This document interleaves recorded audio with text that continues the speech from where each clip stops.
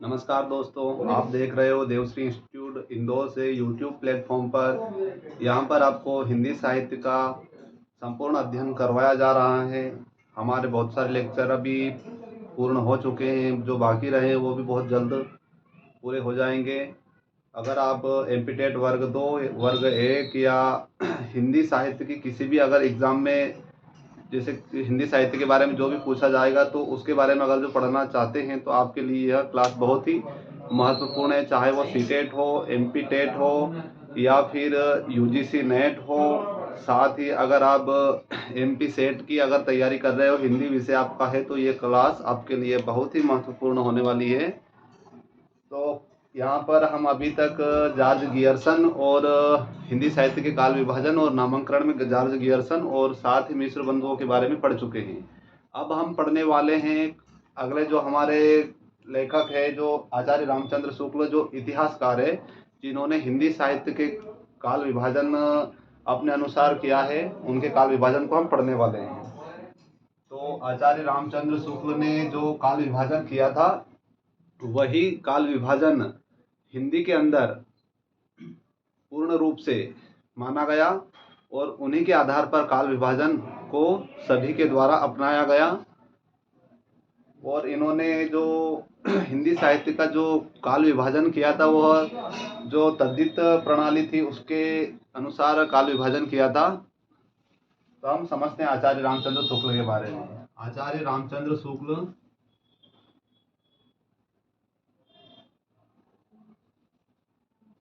आचार्य रामचंद्र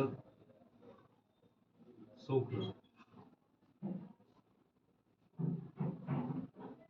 यह एक आलोचक थे, जो हर किसी कविता या विद्वानों के बारे में जो आलोचना अधिकतर करते रहते थे।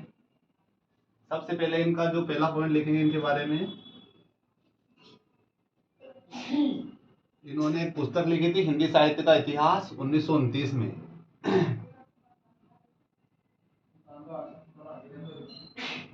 पुस्तक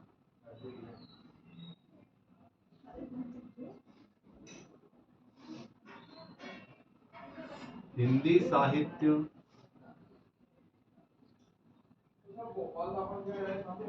हिंदी साहित्य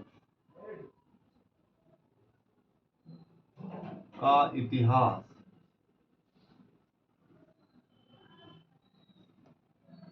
हिंदी साहित्य का इतिहास, इसका सन था 1929 में प्रकाशित हुई थी, जो 1929 ईस्वी में प्रकाशित हुई।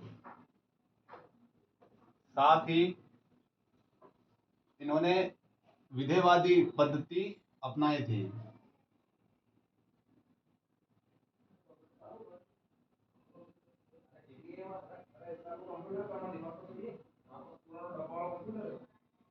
पद्धति जो इनकी थी वह विधेयवादी पद्धति थी।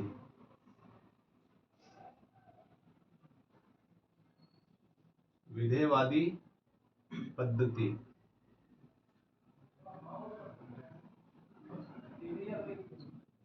विधेयवादी पद्धति को अपनाया।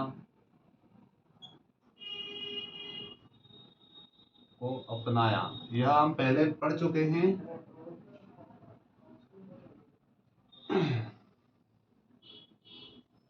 इन्होंने सभी कालों का दोहरा नामांकन किया, ये भी हम पढ़ चुके हैं। दोहरा नामांकन, सभी कालखंडों को अलग अलग नाम से, इन्होंने एक ही कालखंड को दो नाम से पुकारा है। ये हम पहले अच्छी तरह से इनके बारे में पढ़ चुके हैं। अब इनका जो काल विभाजन था, काल विभाजन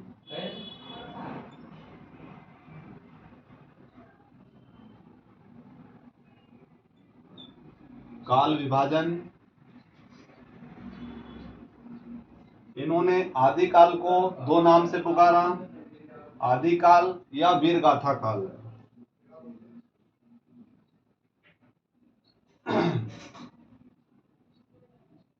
आदिकाल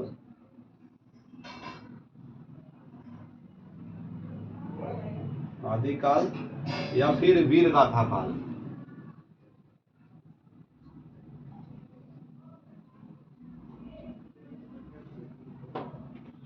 वीर गाथा काल, वीर गाथा काल। इसका जो समय इन्होंने माना था संवत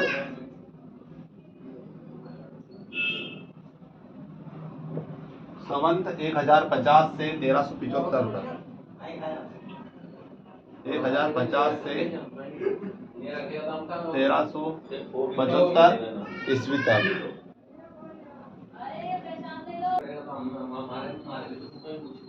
आदिकाल के बाद में अगला जो काल था पूर्व मध्यकाल, उसको भक्ति काल के नाम से भी इन्होंने पुकारा। अगला जो काल विभाजन किया पूर्व मध्यकाल, पूर्व मध्यकाल, उसको एक और नाम से पुकारा रामचंद्र शुक्ल जी ने, भक्ति काल।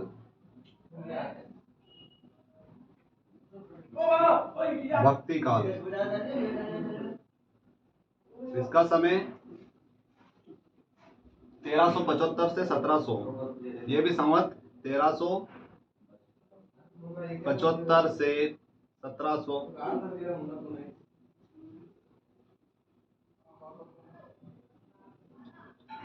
अगला जो काल विभाजन था इनका उत्तर मध्य काल, उसको इन्होंने रीति काल से नाम से पुकारा।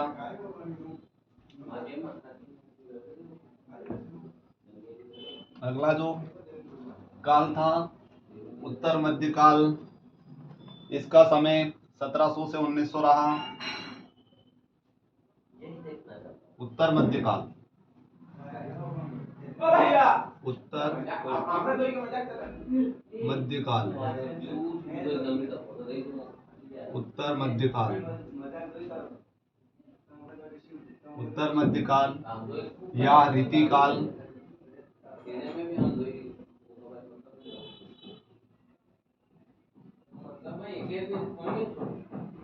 उत्तर मध्य काल या रीति काल, इसका समय था संवत 1700 से 1900। साथ ही अगला काल जो रहा आधुनिक काल, और इसको गद्य काल के नाम से भी इन्होंने परिभाषित किया। आधुनिक काल, आधुनिक काल, आधुनिक काल, आधुनिक काल, इसको एक और नाम से पुकारा इन्होंने गद्य काल। गद्य काल, इसका समय संवत 1900 से 1984। संवत 1900 से 1984। यह रामचंद्र शुक्ल जी के अनुसार काल विभाजन किया गया, जो कि हिंदी साहित्य में एक महत्वपूर्ण भूमिका निभाता है। अब अगले हम विद्वान के बारे में पढ़ने जा रहे हैं, डॉक्टर राम कुमार वर्मा के बारे में, जिन्होंने भी अपने अनुसार हिंदी साहित्य में काल विभाजन किया। डॉक्टर राम कुमार वर्मा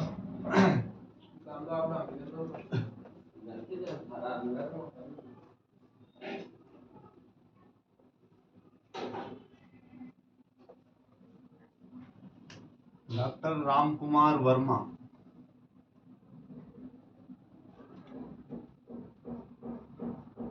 राम कुमार वर्मा।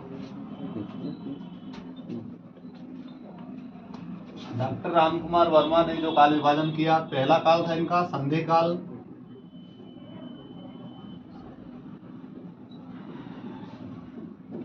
संधि काल, जो आदि काल है उसको इन्होंने संधि काल के नाम से प्रस्तुत किया। आदि काल के पहले से थोड़ा, जैसे संवत 700 के लगभग से, जैसे 750 से 1000 विक्रम संवत, विक्रम संवत का जो काल था उसको इन्होंने संधि काल के नाम से परिभाषित किया। अगला जो काल था चारण काल, आदिकाल को चारण काल के नाम से पुकारा और आदिकाल के पहले का जो काल था उसको संधि काल के नाम से इन्होंने परिभाषित किया। चारण काल, चारण काल इसका समय विक्रम संवत 1000 से, ये पहले के जो रामचंद्र शुक्ल जी के जो संध्या है वो भी विक्रम संवत ही है। 1000 से 1375 विक्रम संवत। साथ ही चारण काल के बाद में इन्होंने जो भक्ति काल था उसको भक्ति काल के नाम से ही परिभाषित किया। भक्ति काल, भक्ति काल जो कि 1375 से 1375 विक्रम संवत से 1700 तक इन्होंने माना विक्रम संवत।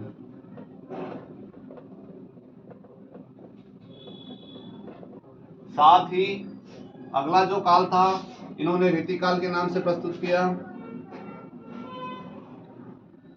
रीतिकाल, रीतिकाल का समय था 1700 से 1700 विक्रम संवत से 1900 विक्रम संवत। यह डॉक्टर रामकुमार वर्मा के अनुसार है। साथ ही आधुनिक काल को आधुनिक काल के नाम से ही इन्होंने परिभाषित किया। आधुनिक काल,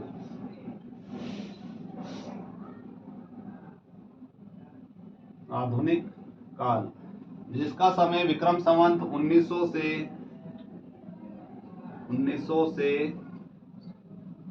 वर्तमान तक, 1900 से वर्तमान तक के काल को इन्होंने आधुनिक काल कहा। यह डॉक्टर रामकुमार वर्मा के अनुसार जो काल है वो है। इसके बाद में हम पढ़ने वाले हैं डॉक्टर गणपति चंद्र गुप्त ने जो काल विभाजन किया। साथ ही इसके बाद में जो सर्वमान्य काल है, जैसे सभी इन्होंने जो विद्वानों ने अलग अलग जो काल विभाजन किया, इनके बाद में जो सर्वमान्य काल माना गया सभी विद्वानों के द्वारा उसको हम पढ़ने वाले हैं। तो अभी ये आपको अच्छे से समझ में आ गया होगा। इनके बाद इनके बारे में जो रामचंद्र शुक्ल ने जो बताया है, जो कहा है रामचंद्र शुक्ल ने, उसके बारे में हम पढ़ने वाले हैं।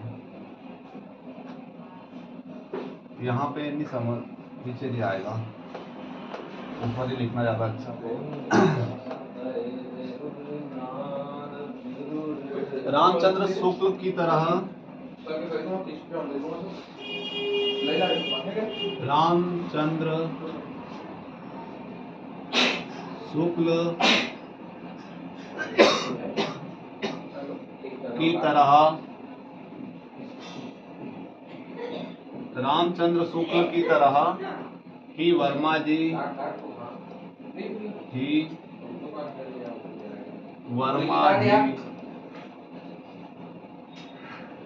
के द्वारा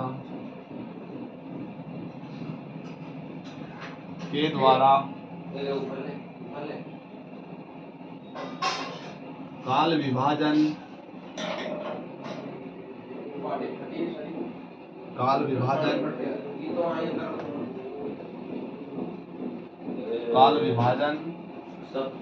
किया,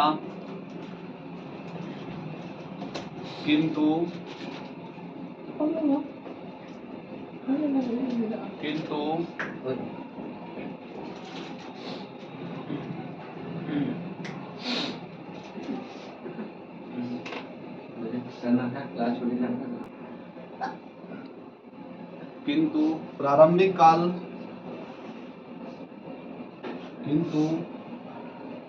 प्रारंभिक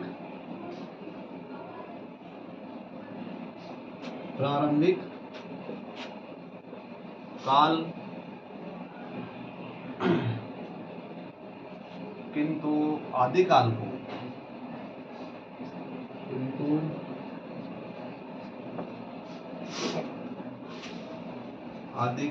को आदिकाल के स्थान पर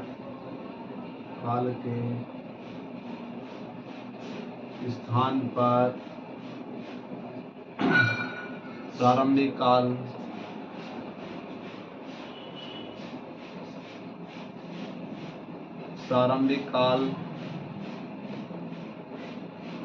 काल तथा प्रारंभिक काल को दो भागों में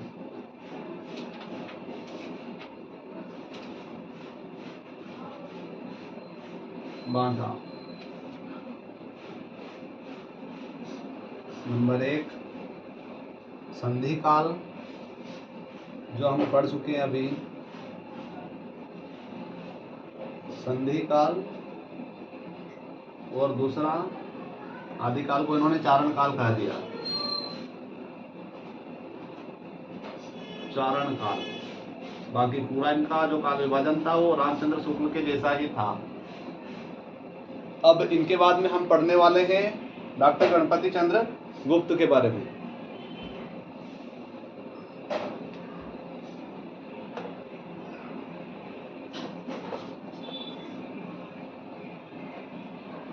डॉक्टर गणपति चंद्र ने हिंदी साहित्य का वैज्ञानिक इतिहास नाम से काल विभाजन किया गया।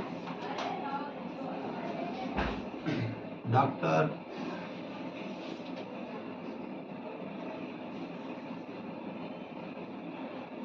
गणपति चंद्रगुप्त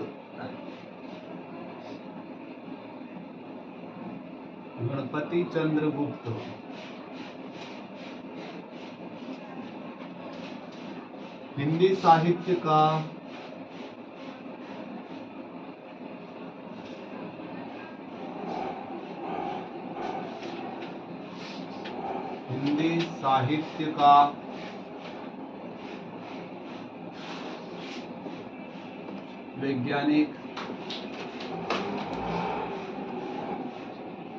वैज्ञानिक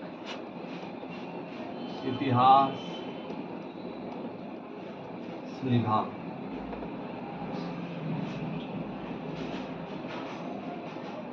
डॉक्टर गणपति चंद्र गुप्त ने हिंदी साहित्य का वैज्ञानिक इतिहास लिखा और काल विभाजन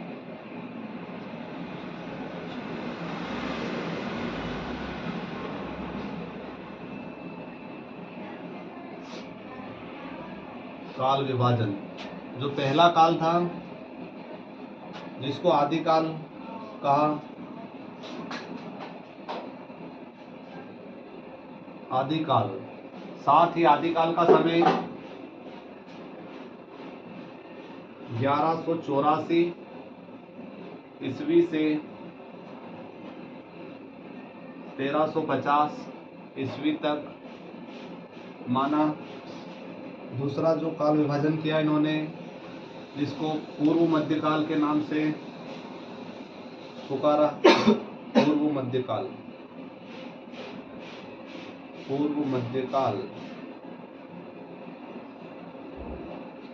इसका समय 1350 ईस्वी से 1650 ईस्वी माना। साथ ही अगला उत्तर मध्यकाल, उत्तर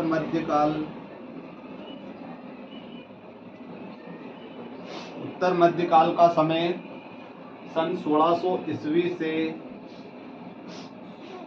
1650 ईस्वी से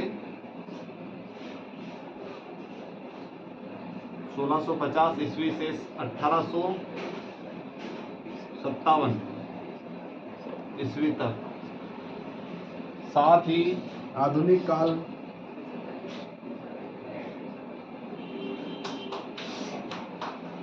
आधुनिक काल का समय,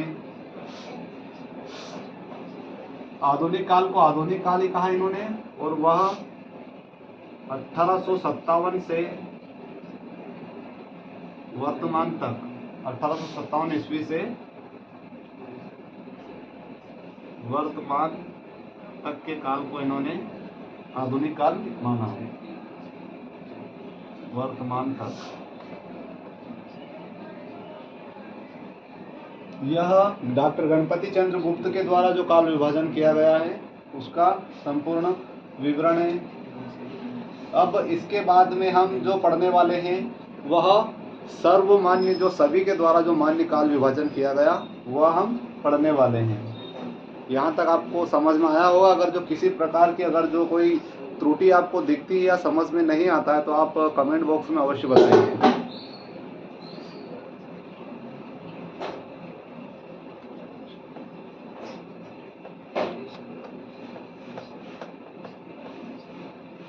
अब पढ़ने वाले हैं हम सर्वमान्य काल, जो सभी के द्वारा अपनाया गया सर्वमान्य काल विभाजन।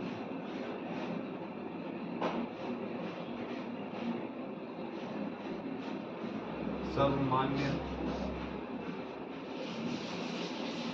काल विभाजन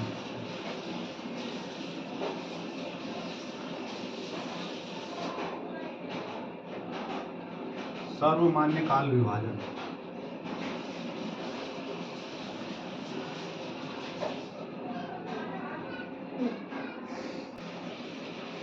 अब सर्वमान्य काल में प्रथम आदिकाल,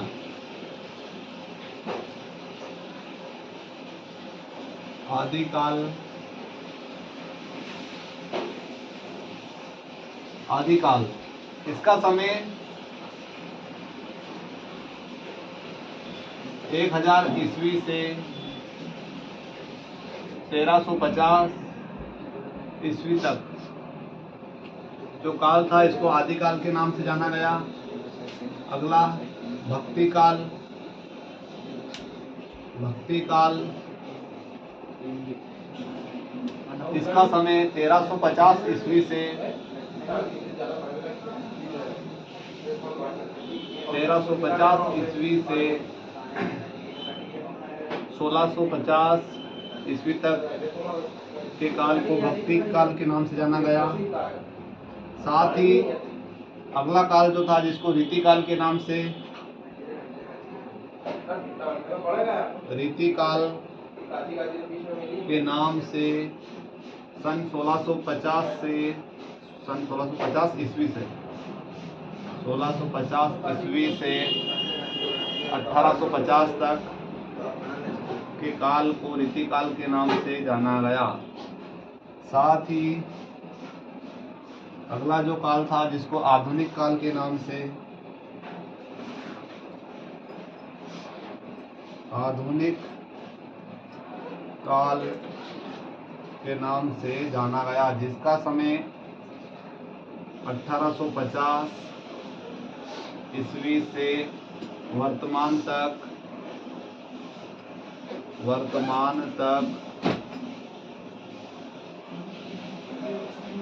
माना गया। यह काल विभाजन सभी विद्वानों के द्वारा तथा सर्वमान्य काल विभाजन है, बहुत ही इम्पोर्टेंट है। आप इसको नोट अवश्य करिए। नोट तो आपको सभी करना है, क्योंकि जब तक आप एक स्पेशल नोट्स नहीं बनाओगे तब तक बहुत मुश्किल है आपको पढ़ना। इसलिए साथ में नोट्स अवश्य बनाइए। आपको बहुत ही महत्वपूर्ण जानकारी दी जा रही है अलग अलग किताबों से। हिंदी साहित्य की जो अलग किताब है यूजीसी नेट वगैरह की, सभी में से जो ज़रूरी चीज़ें वो आपको यहाँ पर समझाई जा रही है, तो इसलिए आप नोट अवश्य करिए। अब हम समझने वाले हैं विभिन्न कालखंडों का नामांकन। जो अलग अलग कालखंडों को अलग अलग नाम से जो विद्वानों ने परिभाषित किया है उसको हम समझने वाले हैं। यह सर्वमान्य काल आप समझ चुके होंगे। अगर किसी प्रकार की आपको इसमें कोई समस्या आती है तो आप कमेंट बॉक्स में हमें अवश्य बताइए।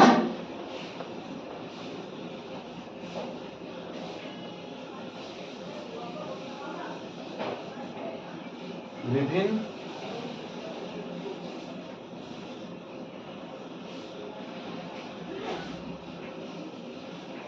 विभिन्न कालखंडों का नामांकन, कालखंडों का नामांकन।